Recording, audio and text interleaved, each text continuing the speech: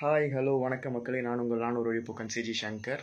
இன்றைக்கி நம்ம பார்க்க போகிற படத்தோட ரிவ்யூ என்ன அப்படின்னா விடுதலை பார்ட் 2. நேற்று தான் போய் பார்த்துட்டு வந்தேன். படத்தை பற்றி சொல்லணும் அப்படின்னா படம் 100% பக்காவாக இருக்குது. ஒரு தடவை போய் பார்க்குறதுல தப்பே இல்லை, அந்தளவுக்கு சூப்பராக இருக்குது. வெற்றிமாறன் படம்னாலே எல்லாருமே போய் பார்த்துருவோம்.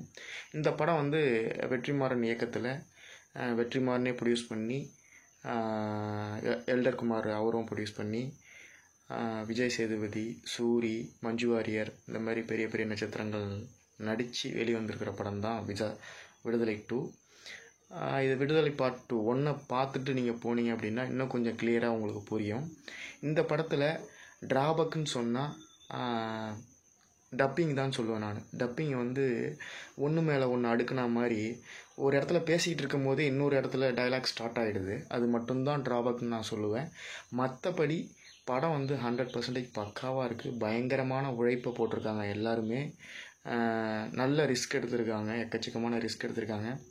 நிறையா பேர் விமர்சனங்கள் எழுப்புறதை பார்த்தா அரசியல் கட்சியை பற்றி நிறையா பேசியிருக்காங்க. அப்படிலாம் கிடையாது.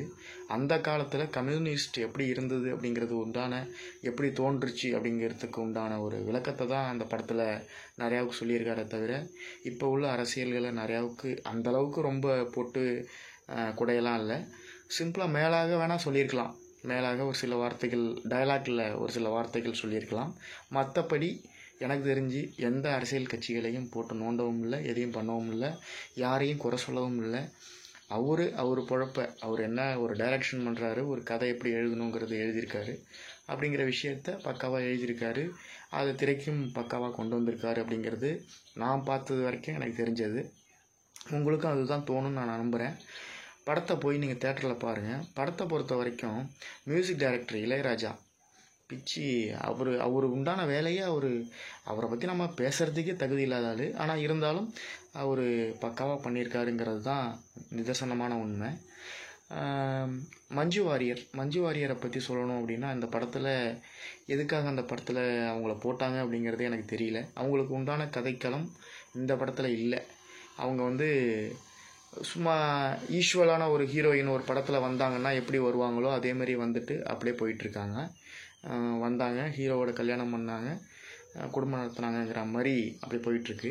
மேபி 3வது பார்ட்டில் அவங்களுக்கு ஒரு கதை இருக்குது அப்படின்னா மேபி வாய்ப்பு இருக்குது.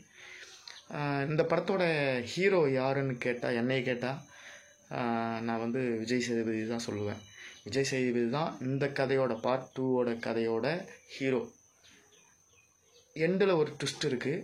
அந்த ட்விஸ்ட்டுக்கு அப்புறம் சூரி ஹீரோவாக லைட்டாக தெரிகிறாரு. அது மட்டும்தான். மற்றபடி படத்தை பற்றி ஒரே வார்த்தையில் சொல்லணுன்னா படம் 100% நீங்கள் கொடுக்குற காசுக்கு 100% மதிப்புள்ளதாக இருக்குது.